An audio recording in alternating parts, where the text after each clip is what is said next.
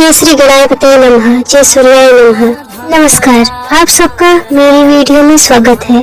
मेरा नाम है राधिका और मैं शूट कर रही हूँ वृंदावन का इतिहास।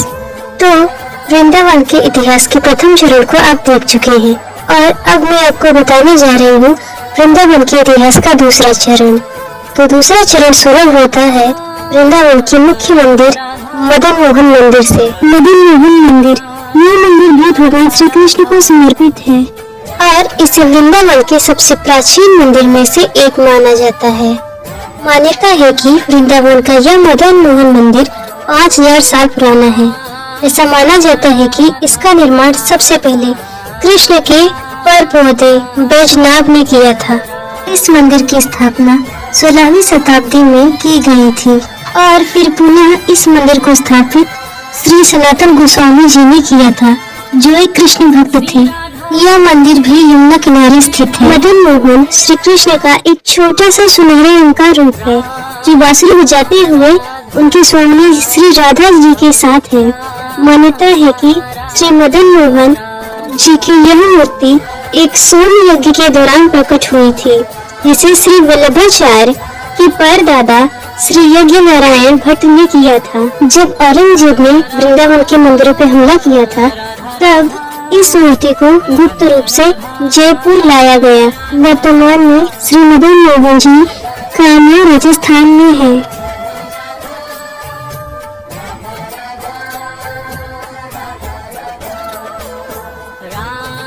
वृंदावन में एक शिव जी का भी मंदिर है, जो श्री गोपेश्वर महादेव के नाम से प्रसिद्ध है। श्री गोपेश्वर महादेव जी मंदिर, इस मंदिर में शिव जी एक गोपी के रूप में है। शिव जी ने एक गोपी का रूप इसलिए धारण किया क्योंकि एक बार श्री कृष्ण राधा और अपने गोपियों संग रासमंजन कर रहे थे। अभी शिव जी ने जब वो देखा तो शिव जी को बहुत प्रसन्नता हुई और शिव जी ने इस रासमंजन में प्रवेश चाहा, किंतु पुरुष होने के कारण वे इस रासमंजन का हिस्सा नहीं बन सकते थे। तब पार्वती माँ ने शिव जी को उपाय बताया और उन्हें कहा कि आप एक गोपी के रूप में इस रासमंडल में प्रवेश करें। तब शिव जी ने पवित्र यमुना नदी में डुबकी लगाई और एक सुंदर युवती के रूप में प्रकट हुए। तब जाके शिव जी ने रासमंडल में गुप्त रूप से प्रवेश लिया, किंतु भगवान शिव के एक उत्साही भक्त होने के नाते भगवान कृष्ण ने उन्हें महिला रूप में पहचान लिया और शिव जी के इस सौंदर्य गोपी रूप को देख के श्री कृष्ण ने शिव जी को गोपेश्वर नाम दिया। गोपेश्वर का अर्थ है जो सभी गोपियों में श्रेष्ठ हो। श्री कृष्ण ने अपने आराध्य देव शिव जी की पूजा की और उन्हें इसी रूप में ब्रज में रहने को आग्रह किया। तब से शिव जी का यह गोपेश्वर मंदिर यहाँ पर स्थित है।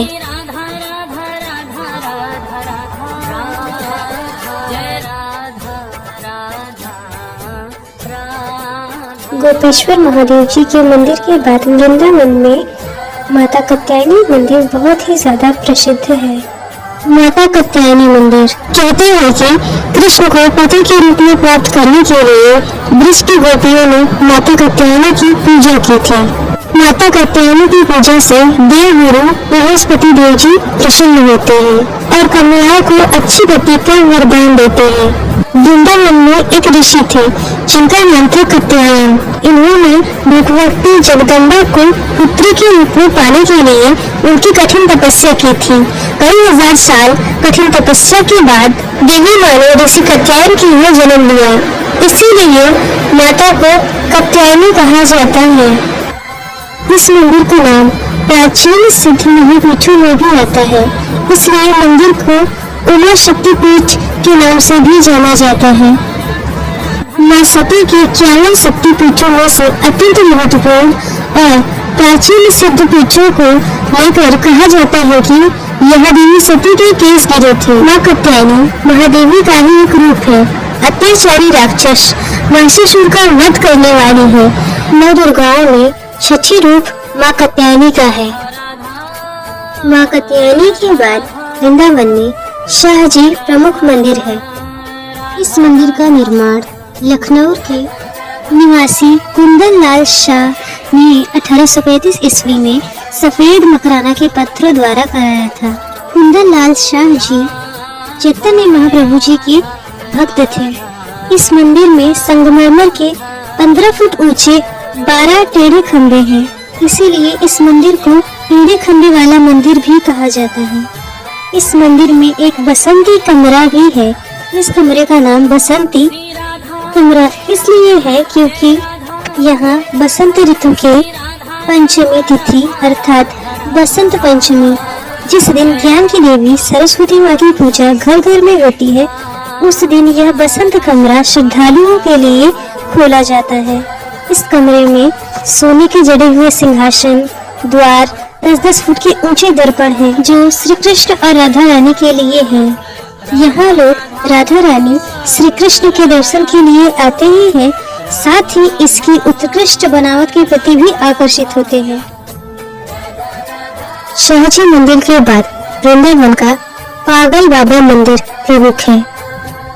इस मंदिर का नाम ऐसा इसलिए है क्योंकि एक बार एक ब्राह्मण था। उस ब्राह्मण ने एक व्यापारी से पैसे उधार लिए थे, तो वह ब्राह्मण समय दर समय व्यापारी को पैसे देता था, परंतु फिर भी उस ब्राह्मण को उस व्यापारी ने लीगल नोटिस भेज दिया। इस लीगल नोटिस को देखकर वह ब्राह्मण हैरान रह गया और उस ब्राह्मण ने उस व्यापारी के ऊपर मुकदमा कर दिया। कोर्ट में जब जज ने उस ब्राह्मण से पूछा कि क्या तुम्हारी तरफ से कोई गवाही देने वाला है, तो उस ब्राह्मण ने उत्तर दिया, मेरी तरफ से मेरे बाकी बिहारी जी खुद आकर गवाही देंगे। कुछ दिन बाद एक बूढ़े आदमी ने आकर उस ब्राह्मण के हित में गवाही दी और वह ब्राह्मण यह मुकदमा जीत गया। यह सब देखकर वहाँ का जज हैरान रह गया और वह जज बाकी बिहारी की खोज में वृंदावन आ गया। वृंदावन आने के पश्चात वह जज काफी समय तक पागलों की तरह वृंदावन में भटकता रहा। उनके इस पागल भरी भक्ति को देखकर श्री कृष्ण जी और राधा रानी प्रसन्न हुए और उन्हें दर्शन दिया। उनकी इस पागल भरी भक्ति को देखकर उन्हें पागल बाबा नाम दिया गया। पागल बाबा मंदिर की दीवार पर अगर कोई भक्त सच्चे मन से अपनी इच्छाओं को लिखता है तो उसकी मनोकामनाएं जरूर पूरी होती हैं। तो जब भी आप वृंदावन आए, पागल बाबा मंदिर के दर्शन करना ना भूलें। पागल बाबा मंदिर के बाद वृंदावन का चीर घाट प्रमुख है। चीर घाट जिसे यमुना घाट भी कहा जाता है। इस घाट का पानी काला प्रतीत होता है। ऐसा इसलिए है क्योंकि श्री कृष्ण भगवान ने यहीं पर कालिया नाग को नाथा था। चीर घाट को कालिया घाट के नाम से भी पुकारा जाता है। यह वही स्थान है जहाँ पर श्री कृष्ण गोपियों के वस्त्र चुराया करते थे और इस कदम के वृक्ष पर चढ़ जाते थे। यह कदम का वृक्ष लगभग 6500 साल पुराना है। चीर घाट के बाद वृंदावन में केसी घाट प्रमुख है। इस घाट का नाम केसी घाट इसलिए है क्योंकि यहाँ पर एक केसी नाम का दानव था जो कि वृंदावन में घोड़े का रूप लेकर आया था। उसने मनुष्यों और जानवरों को काफी हानि पहुंचाई थी, तो श्री कृष्ण जी ने उसके केसों को पकड़कर उसका वध किया था। तब से इस घाट को केसी घाट के नाम से जाना जाता है। वर्तमान में यहाँ पर लोग श्री कृष्ण और राधा रानी के दर्शन के लिए आते हैं। केसी घाट के बाद वृंदावन में बाबा देवराहा घाट बहुत प्रसिद्ध है। देवराहा बाबा का यह आश्रम यमुना किनारे बना हुआ है। ये वही मचान है जिसपे देवराहा बाबा जी विराजमान रहते थे। कुछ लोगों के अनुसार बाबा का जीवन 250 वर्ष, तो कुछ लोगों के अनुसार 500 वर्ष का जीवन था। कहा जाता है कि अयोध्या राम जन्मभूमि को लेकर देवराहा बाबा जी ने 33 साल पहले एक इंटरव्यू में एक भविष्यवाणी की थी, जिसमें उन्होंने राम मंदिर बनने के बारे में कहा था, जिसे आज हम वर्तमान में सच होता देख रहे हैं। बाबा देवराहा जी ने 19 जून 1990 को यही जल समाधि ले ली थी और हमेशा हमेशा के लिए वृंदावन में बस गए। तो यहाँ पर इस वीडियो का दूसरा चरण पूरा होता है। मेरा नाम है राधिका और मैं आपको बता रही थी वृंदावन का इतिहास। ऐसे ही धार्मिक स्थलों की जानकारी प्राप्त करने के लिए हमारे चैनल को सब्सक्राइब करें।